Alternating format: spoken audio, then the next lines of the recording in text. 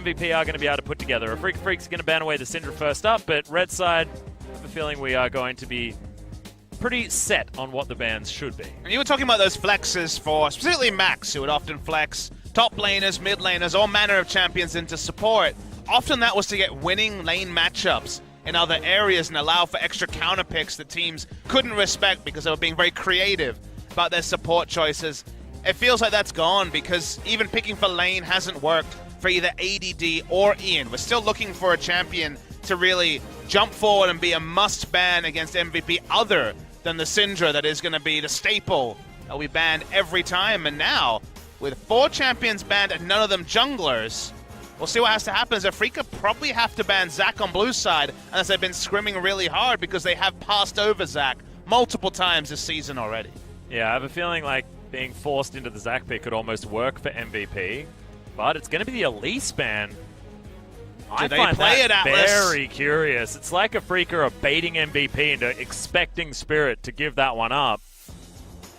Interesting. Zac is just going to be banned away. They don't want to deal with that game of cat and mouse, so Spirit can grab the Lee Sin if he wants to, but Caitlyn is available. Thresh is there as well for Tucson if they want it, and Marin's Fiora is going to be available as well. It's one he's played quite frequently this season, has been banned against him a couple of times, but they don't have a good win rate on him. I don't feel like Afreeca Freecs are strongest when Marin is jumping on the Fioras. Now both sides have flashed the duelist in the top lane, and they just will go for what is a staple first pick this particular season, which of course is that Caitlyn for lane dominance. Yeah. Of course, Kramer has been mixing it up recently. Deep in his match history, he does have quite a few Caitlyn games, but it's been the Xayah, it's been the Kalista as well, since those champions have made their way into and back into the meta. You'll be happy to know that Spirit has been jumping on the Zac in solo queue. He's 0-3 in the last week, so... Oh, elastically slingshotting his way into solo queue, you might say. I mean, slingshotting MVP into having to ban it against him, which yeah, they probably don't want to do. Didn't take the first pick Lee Sin on the side of Afreeca, even though Spirit has been performing on that pick. MVP play around with drafting it, but we'll just go for the very solid bot lane of Varus and Tahm Kench. So happy to leave open the Lee Sin for Spirit if he wants it. Both sides have been flashing picks, so a lot of mind games already in this draft. Does leave sort of Gragas as that next tier of jungler, and we'll see whether Marin is going to opt into it. His Gragas actually looks fantastic, going for solo kills quite often. Grabs himself at least flashes towards the top side of the map, so we might see him pick that one away from Beyond and attack that champion pool in the jungle. Renekton and Gragas are probably the big top laners that are available for the side of Marin in particular. Renekton has been a big pick so far this week, so it wouldn't be surprising to see Afreeca take it even as early as now, but they're going to stick with the Gragas potentially because it's quite strong against Tahm Kench in particular. You can just launch the Tahm Kench in your team and remove some of the Devour options that are there with most CC initiation. Does force Beyond to pick something like a Kha'Zix or back to that 0% win rate Rek'Sai. It's been a hot pick this week, you have to mention, so we'll wait till the last second. It won't be selected, but we have seen quite a lot of Rek'Sai, even on 7-11, before some of the tweaks and buffs come through in future patches. But Beyond will just jump on a much more standard Kha'Zix. Yeah, it was, of course, the last jungler that he played. We're up against Longzhu. Support and mid lane are what Afreeca needs to draft in this next round, so we'll see what MVP wants to attack. And for now, it's actually going to be Tucson's champion pool, interestingly. Braum's been a big pick for him, so given how much of a contested pick that is and how comfortable it is drafting it into Tahm Kench, it's one to consider. What I want to see MVP do is pick Sion here and then give it to Max and make ADD play Tahm Kench on the top side of the map. That would be the MVP that we know and love, you know, the MVP that was winning games. Yeah, if this was spring season, they'd do that and win. But yeah.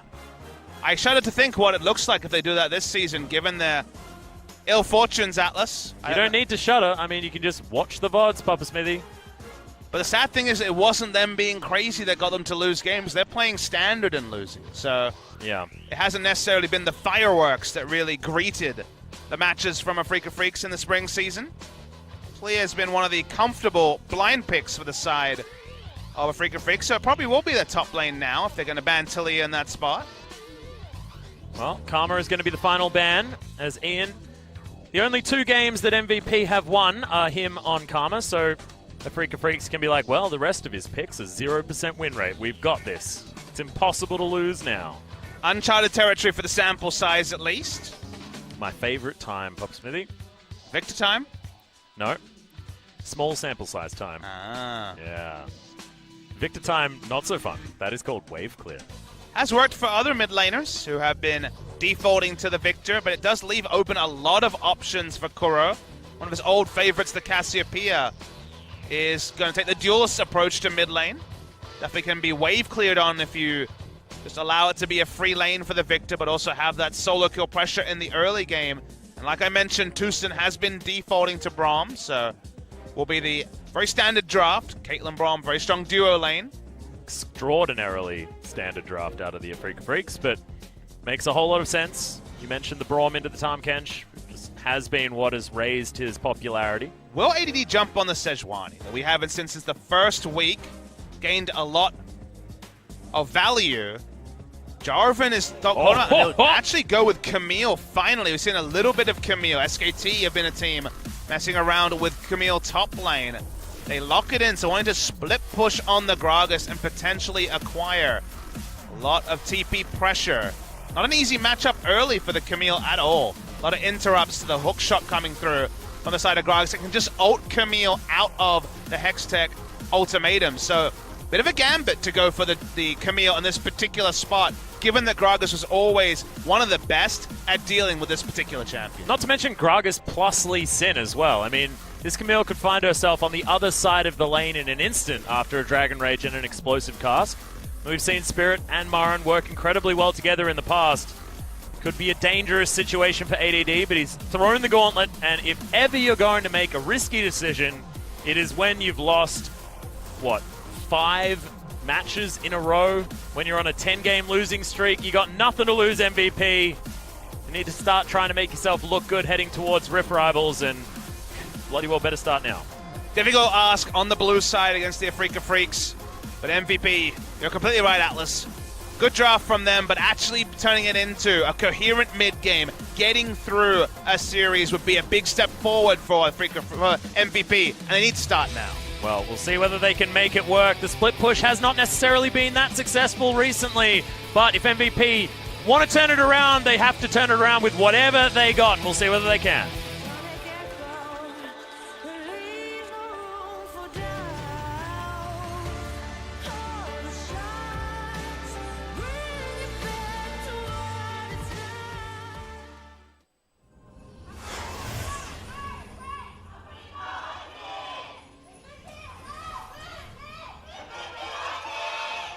Damn, there are some passionate MVP fans in the audience, Papa Smithy.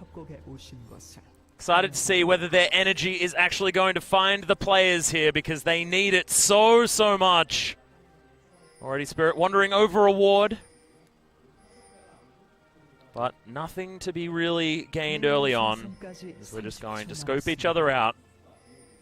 Fans definitely looking for proof of life from MVP. Oh, yeah. Been absent for the past 10 games in a row. That's a very nice Marin drawing. That's a very pretty Marin. But the MVP fans here too. A bit bashful. You know, they can't be too boastful after 10 losses in a row. But that's true. I mean, everyone decides to hide their faces, but you can understand the MVP fans a little bit more than others.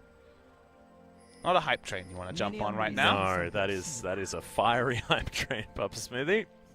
That one is careening off the cliff. Late ward coming through from ADD means they have information on the pathing of Spirit. Now he's starting bot lane. So there's a bit of information that's been garnered. Well, Marin spotted by that ward before it died. Kuro not going to go too aggressive, as it is going to be a blue side start here for MVP. ADD just pops down and checks to see whether that red buff has been taken, but late ward placed that red buff pit. Try and give Afreeca Freecs as much information as possible. Kuro being frustrating on the Snake Lady against Ian, who has absolutely no wave clear just yet. Level 1 has taken Q first, so transfer power not really going to be helping him out so much. The wards on both big buffs mean that both teams have a pretty good idea of jungle pathing.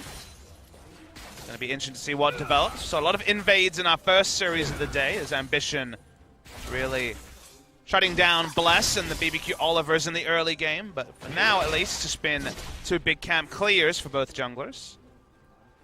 Yep, bit of dominance here in the mid lane from Kuro, which is understandable at level 1. Ian should be able to pick up most of this farm underneath his turret, but we always talk about pushing lanes. Successfully done so at the beginning here for Afreeca Freecs. At least in the mid lane and towards the top side of the map as well. Top side's going to be an easy pushing lane win. The side of Afreeca. Pre-1 item. Cassiopeia will do very, very well in mid lane, but we all know about that Hex Core upgrade from the Victor, and bot lane should be pretty damn comfortable as well. The Afreeca do have a lot of latitude to push in and potentially have Spirit contest the enemy jungle. Spirit doing well on the Lee Sin this season, 3-1, so even though we don't really think of him as a top-tier Lee Sin for our league in 2017, has been performing well so far in summer season. Well, Beyond's looking for a gank. Hookshot not going to find Marin. ADD sheepishly walks back towards his turret. Nothing's going to be gained. Spirit wanders through, says hi, and will continue on his path. And when he sees the jungle on the top side, he knows no camps to be able to contest in the red side jungle, so the saving time, going for that power farm onto his Raptors. Oh, he's forced to go through all his corrupting potion charges. So nice accuracy from Ian. That's actually curb some of the lane pressure that Kuro had in the mid lane. Yeah, handy. Spirit just clearing things out. So all's quiet. Summoner's Rift at the moment. So push back here from Maha and Max on the bottom side of the map means that at least that wave equalized for a moment. But once again, Afreeca Freecs push it forward. VP probably happy to farm underneath the turret as best they can, and they do manage to win at least the trade. But it's more PvE for the old Caitlyn. Very interesting draft to evaluate in terms of who wins as the game goes on. Yeah. Definitely first instinct is that Camille will at least have the win of the Swift Push War, even if Gragas can answer her, and there's not much kill pressure onto Gragas coming through from the Camille. Once he starts to get some tank items together. Victor a bit more reliable in team fights, but so would Caitlyn be as well. So it's very hard to evaluate what late game team fights go. My first instinct is to be a slight advantage to the side of Afreeca, but definitely not a massive one. So early game, right, as you say, everyone is kind of testing each other out. That means we don't have really any read on where this game will go.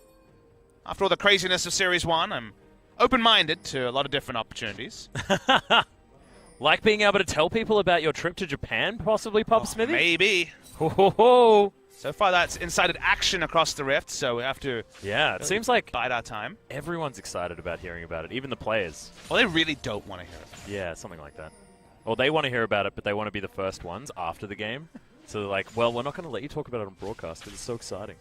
You need to be the first. But Spirit will back away. We do just have normalcy once again. I mean, Japan was cool. Was a sort of place where I built it up a lot because I was, again, one of those kids who went to the arcades a lot. I'm old, so arcades were still around when I was young. I know, I get that most of the generations listening to us probably came in around Xbox 360 days and thus didn't need to go to arcades to get sick graphics and multiplayer. But are you saying that Super Nintendo wasn't sick graphics? That was enough for me, Papa Smithy. Sure, but I was at the arcade playing, you know, Street Fighter Alpha 3 and stuff like that. Man. Super Nintendo was a bit wanting in that particular area. But, you know, from the video game side of things, I went to Akihabara, I saw the vintage games in the arcades. I saw Japanese businessmen smoking in arcades, playing Street Fighter. I got the full experience. That's the dream. It's strange how that is, but yes, it was a dream. It was definitely quintessentially Japan. You will not mistake Tokyo for any other city. So you managed to find some good ramen then? Oh. So I had this weird realization where there may be too much ramen in Japan. Because I don't know about you, but when I go to a new place, I get the lay of the land, and I look for the things I really enjoy, which honestly are arcades and ramen. Yeah. Both of those are fantastic, and they're everywhere. So maybe the idea is to move to Japan My cup and be happy forever. My cup was runneth over, that's for sure.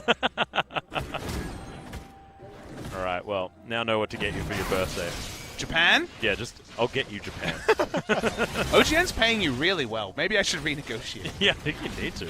You can't afford Japan? What's happening, Papa Smithy? Much more experienced than I am. The food part, you know, the food was great, for sure. It was only 36 hours, though, so need another trip to start hitting some of the cultural locations and stuff. This was definitely the video game pilgrimage this time around. Well, I haven't been yet, Papa Smithy, so I'm looking to jump in on the next round. Hopefully we can go for more than 36 hours. That sounds like a win. Yeah, there's big gaps in this League of Legends calendar. Just jump in there when we have time off in December. November? November sounds like a month. Yeah. Memory last year was what, IEM in November and nothing else? And with no IEMs this All-Star, year? man. That was December. Oh, was it? Yeah.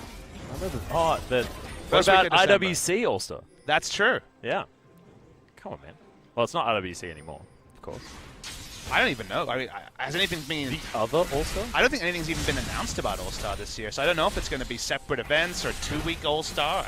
I literally have no idea. We could wildly speculate while nothing happens in this game. And then everyone be like, well, they must know. And like, no, we don't get told actually anything. just know nothing. Yeah. I think Rift was on in 2 weeks, maybe? Yeah. Ignorance is bliss, Papa Smithy. I just want to be surprised by the esports. That's how I do it. Beyond continuing to farm things up. About 10 creeps ahead of Spirit, but, I mean, who knows? It could be just all Krogs. Kuro and Ian still smacking on one another. The blue buffs successfully given over to mid laners, and when you're talking about the fact that a blue buff has gone to a mid laner, you know there is absolutely nothing happening. MVP also have more wards on the map than Afreeca do right now, Papa Smithy. I think I've exhausted almost everything that there is of interest to talk about. Max is in the river, and he's a catfish, which makes a lot of sense. So at least everything's fine and good. And now Spirit is going to try and make something exciting, and ADD is going to walk right into it. Nice dodge of the cask with the ultimatum. He's not going to be able to get anything done, and Marin, why does he just love taking turret shots, Papa Smithy? You know, that was a very long monologue that does symbolize the fact that not much happened in this game. He's sticking around top, but Kha'Zix intelligently has pathed the top side as well. We've seen this go wrong many times already today. And even worse by Afreeca recently. The body slam is going to mean that he at least takes another turret shot. His favorite thing. Kuro's going to make his way up, join the party. Spotted an award, though. Ghost already popped by Ian, so potential preview of a 3v3 information advantage for MVP. Yeah, massive is Spirit. He's going to flash. He's going to do everything to get out. Oh, fantastic kick. And the Chaos Storm can't catch up. Oh, the flash. The auto attack isn't going to be enough. No, it's not. There it is. The death ray from Ian. And first blood goes to MVP. Somehow MVP had the better vision in their red side and also the advanced vision we noted earlier. Sitting in a ward with Spirit, it took everything from MVP to secure the kill, but finally, first flare point of the game, 10 minutes in. Spirit trying to play around top side, but being so obvious in their setups were Afreeca Freecs well punished by MVP. They invested a lot, Ian ghosted early to try to be there, and he was the difference. Both summoners, but they pick up first blood on the victor. Yeah, fantastic play from MVP, and you mentioned the vision, and I feel like that was what did almost all of it. Kuro. Oh, some Twin Fangs. Transfer power not going to be enough to save Ian. Losing, what, a third of his health. One small combo from Kuro, so dangerous stuff for the Victor. But should be able to just wave clear. Got a couple of upgrades on that Hex Core already, so a bit of extra movement speed on that Q, and that double tap on the old Death Ray to clear out all of these minions pretty quickly. Pretty greedy choice, going for second Hex Core upgrade instead of going for something like a non-magic mantle into, at some point, a Banshee Veil or Merc Treads. There is 2 magic damage threats on the side of Afreeca if you include Gragas, so yeah. Going for the Q basically says that he's going to get his dancing shoes on and do some side steps, but definitely an opportunity for Kuro to potentially pick up a solo kill if things really line up for the Cassiopeia. And you can see that still Kuro is in full control of that lane. About 20 CS in the lead, 18 if you want to go into semantics. He's in control, and then Camille is definitely offering control to Marin. It's one thing about getting pushed in and losing the early trades before your items are there, and there's another where you go Cull and the Sapphire Crystal on the way to a Sheen. So a lot of the gold there is for delayed power. Right now, pretty low power on the side of Camille, so she has to cede lane control. She's just losing trades straight up. Oh, wow. Did not know that that was how that interaction worked. So hookshot Marin's can't be broken. thinking about this. He really wants to all in. Well, there's the ultimatum. Gets the body slam onto ADD. Oh, dangerous. And he's so tanky. This is why Marin needs to play tanks on the top side of the map. Because he loves taking turret shots so much in the early game. He needs as much tankiness as possible. Glacial Shroud is there. Ninja Tabi as well. And that triple Doran stack. He's a very happy fat man underneath this turret. And gets himself a teleport as well. So teleport advantage for Afreeca Freecs. MVP have to be careful where they make moves around the map. Especially when a champion like Gragas with flash up can cause so much disruption. The moment that the cask is back up, AD will have to be very vigilant. He's also almost lost his turret straight up as well, and his trades are only going one way, and that's towards the side of Marin. So a lot of headaches for MVP to navigate around. Yon may have got kill involvement earlier, but he's been in pure farm mode otherwise. We have to say goodbye to this build as well, Papa Smithy, with the uniqueness of a lot of the Doran's Ring coming up. I'm a little bit sad personally. I like the fact that people like it and they put 3 rings on it, you know? I like the reference. Beyonce would be proud. Probably going to change a lot, honestly. People probably don't appreciate the fact that, you know, double Doran's been standing on mid laners for a very long time. Yeah. Well, that extra, 60 to 80 HP from going for things like Doran's Ring have made you tankier, and it feels like your options against specifically assassins are going down, where stacking 3 Doran's Rings, the budget rod of ages as we've called it for a long time, meant that you had health in tricky matchups. You didn't have to go fully into lane countering items like the Seeker's Arm Guard or No Magic Mantles and Negatron Cloak. And with Negatron Cloak, not something you buy anymore. With triple Doran's gone, I feel like Assassin's going to get a lot stronger in future patches because there's less easy to buy items that let you get through early laning phases. And level 6 for a Zed suddenly looks even better than it was before. Maybe we'll see more Rod of Ages purchases as well. If you just need the extra health, it feels like Catalyst is a good way to get there. And already Kuro, but of course he is Cassiopeia, so you're going to be building that just anyway. I don't know, I'm excited to see what does change for the meta here, especially in the LCK. Because things have certainly stabilized. 7.10 and 11 have not necessarily been too much of a difference. 7-10 with the Rift Herald coming in, everything was obviously big, but 7-11, it's basically the same patch all over again. Yeah, that's what I sort of mean. So it feels like since the start of 7-10, we just haven't seen much of a change. People are wondering why we're still on 7-11 this week, with EU LCS and LCS jumping on to 7-12. Because the Korean client patches Wednesday, Thursday usually, and because a match week has already started, it's always that extra week. So we end up being a few days behind other regions. Korea used to be ahead, but then the patching day changed, and thus we end up being behind. Which I feel benefits SKT. Because they get to watch what people are doing, and we know that they are just the download team, you know? Even able to watch other regions, certainly able to help them out. You see the power of the Caitlyn in the 2v2. They just straight up 2v2 took down bot lane turret with no jungle intervention in that lane.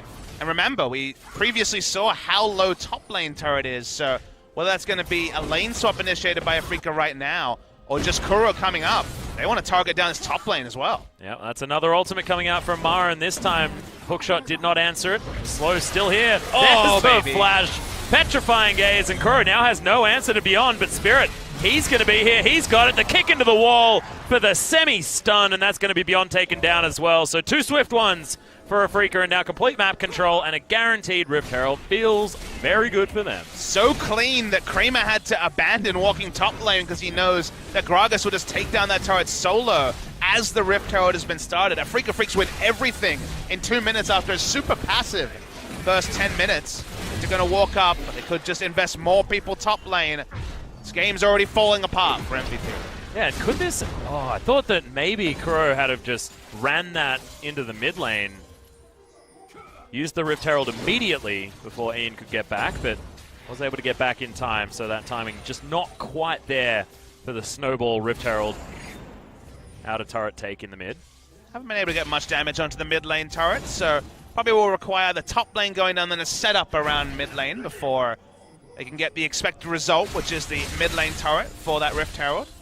about, you know, minute and a half, 2 minutes to set up before they are going to feel pressured to put it down. This has been the dream Caitlyn game for Kramer. Nothing happens, and she just uses her range to get obnoxious CS leads and turrets. Yep. No jungle trouble at all. Not even their own jungler coming down so that Kramer couldn't just, like, keep farming. Because that's frustrating, you know? You might miss a cannon creep if there's someone trying to gank your lane. Don't want that. He's already been able to take down 2 turrets, as we were talking about it. It's just feeling pretty good. Static Shift done. The F-Sword there as well. Abyssal Voyage can be yelled at. Kuro obviously understanding that snakes don't like catfish very much. Didn't get anything else. Didn't have anyone in his belly, which kind of surprised me. But we saw Maha farming in top lane, so it shouldn't have been too big a surprise. Another shopping trip for the duo lane that have a build built for only one thing, which is pushing. Pickaxe towards the... So just a Zeal picked up, actually. It's just working towards a second Zeal item before they even bother to look at an Infinity Edge. Bring back an old build, BF Sword, double Zeal item. Yeah. In a while since we had, what, one patch where Zeal and Rapid Fire Cannon had the original stacking interaction, which was very big, and now, just because it prioritizes the best interaction, it's once again become a very standard build.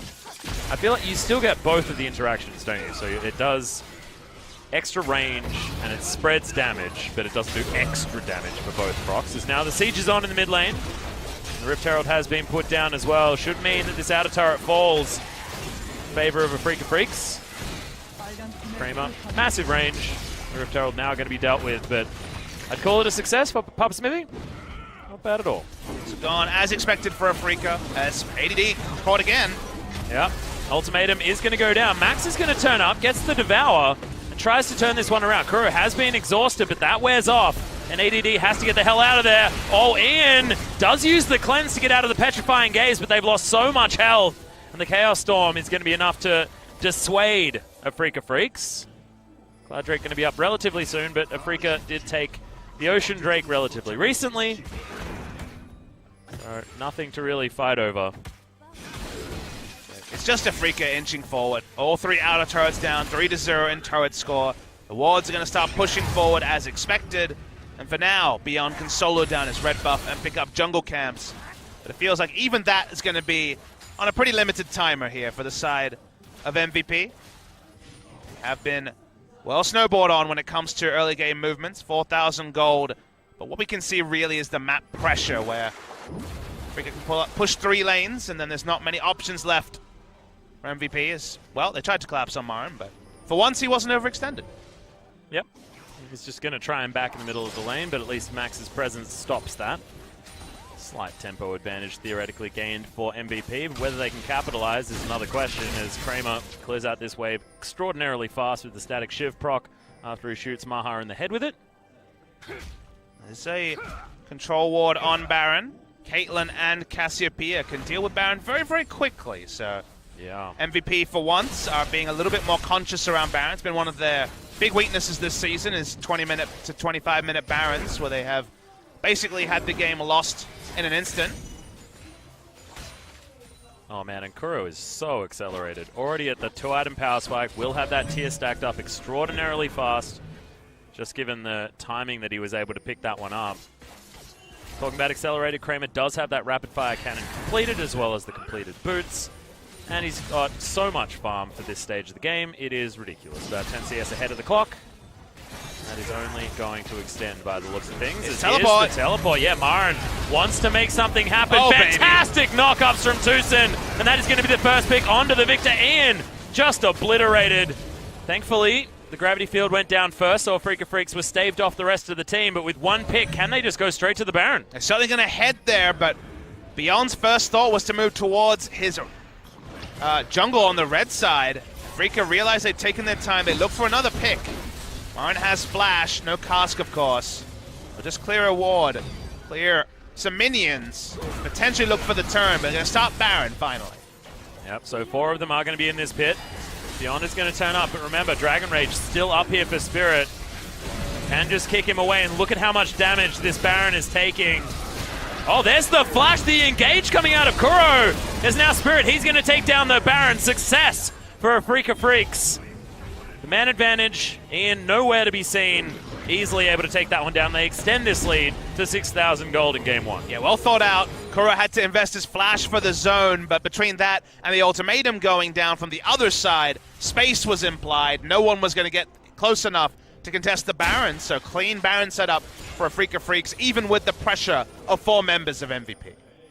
It's nicely done. Kramer almost has his Infinity Edge done. Seraph's Embrace almost there for Kuro as well, because I assume that tier is already done stacked up. The amount of Twin Fangs you throw out means that it's basically permanently charging. If it's not stacked yet, it certainly is now, as you can see how many spells he's throwing at this dragon. You know, if Spirit hadn't died, this could have been our 3rd perfect game of the season for Afreeca Freecs, Atlas. Yeah, it's looking like it's going that way. With all of these Baron minions. Oh, it's getting very, very scary. Feel like ADD might be able to sort out this top lane outer turret. But nope. It's just going to be this inner falling down. Minion wave. Center of the map at the moment in the mid lane.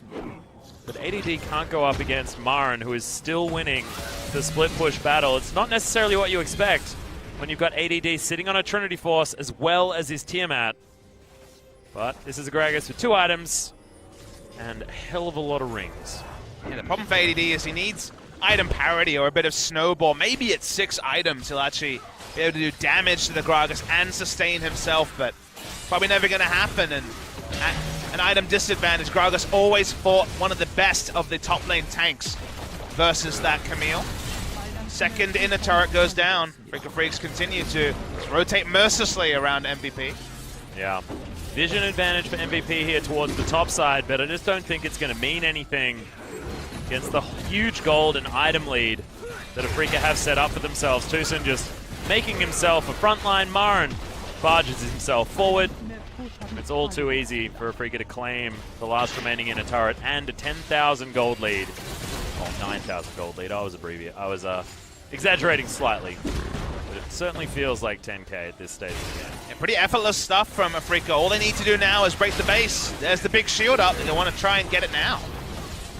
Well, no one's contesting Kramer. Yeah, Kramer just standing behind Tucson as he likes, and that is going to be base broken. 10,000 gold lead that I was talking about is being crept up on as Marin looking for this top inhibitor turret. They're an unstoppable force at the moment. The Afreeca Freecs. Ult comes down. Gravity Field is going to mean that Tucson falls, but beyond, Mages follow him. Spirit, an unlikely hold on his resonating strike, and that means that Beyond does escape. Spirit also isn't going to die. They got the primary objective. They didn't need to be greedy and try and take more. They can back away, steal a red buff, go and spend the gold they're sitting on. Infinity Edge going to be completed. The side of Kramer, and ADD's not ready to jump on him, kill him. Barring there being a Hextech ultimatum and a full multiple tick Chaos Storm, you just really don't see the Caitlyn dying, and that would also, of course, be ignoring all the damage coming through from Cassiopeia and even the top laner and jungler on the side of Afreeca. So right now it feels like we've reached that point that happens so often with MVP games where they're no longer in touching distance. It's not like they've made grand mistakes this game. In fact, they had the great collapse around the top side to pick up first blood. But it's kind of been a training simulator for the second half where Afreeca have done the right thing and MVP really haven't had an answer at the 3rd, 4th, 5th time of asking, and by now, it's too late. Yeah. Just feels like the definition of a snowball as well, Papa Smithy, with those couple of kills that they were able to pick up, straight into the Rift Herald, straight into the top lane outer turret falling down. Kramer and Tucson were so far ahead in the bottom lane that they were already able to get that global advantage with that outer turret falling down early. Kramer did take some death ray damage there, but he's got himself a Vampiric Scepter now, as well as that Infinity Edge, so he's doing a lot of damage.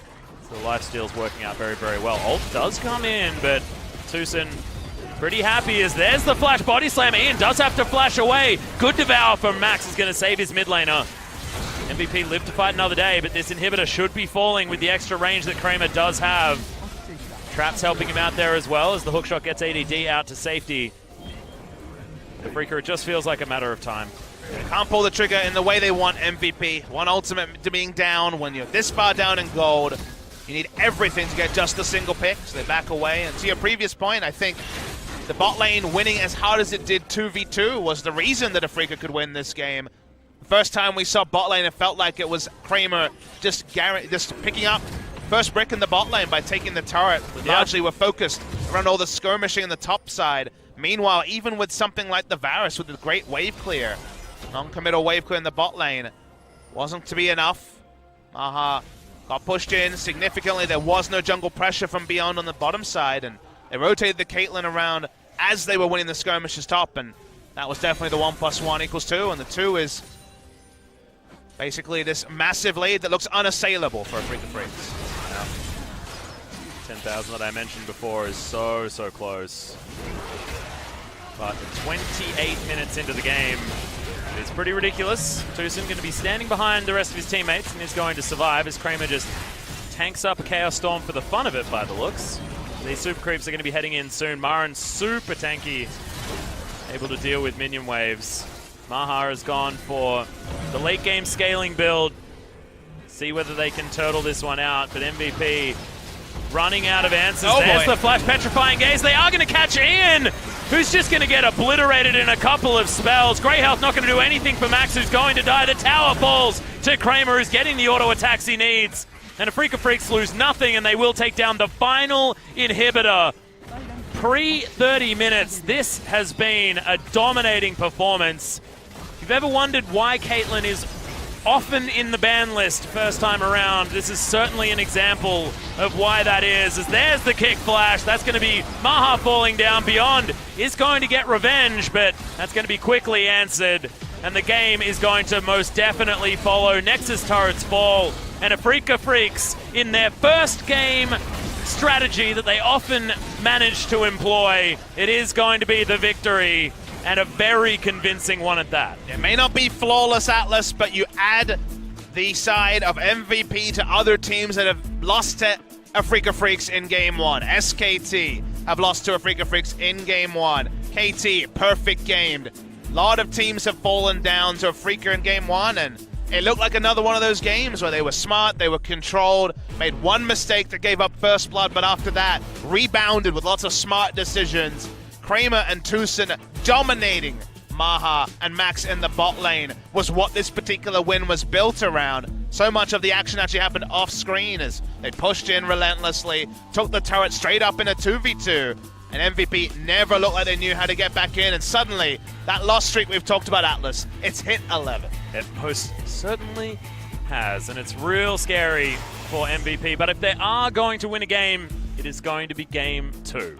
It was never going to be Game 1. Not only were they on red side, but they were against Afreeca Freecs, who come out of the gates like a freight train, then often hit things halfway through. They are the 3-game lords. Game 2 decides it. Will it be 12-0 for the loss streak for MVP, or will it be Afreeca Freecs finally having their streak of 3-game series broken? We're going to come up after the break. You have to think it'll be Afreeca winning, given how one-sided Game 1 was. Well, we've said that multiple series in a row, and things have turned around. So the script within the Afreeca Freecs map is only written after the fact. It always is. And look, this is where the inconsistency of Afreeca Freecs has to be put into question. We'll see whether it is going to be decided. We are going to go to that short break. When we get back, all of the worries for Afreeca Freecs' consistency is going to be coming in, and MVP look to try and get their first win in 11 games. Will be incredibly different, ladies and gentlemen. Stay tuned. We'll be back for Game 2 very soon.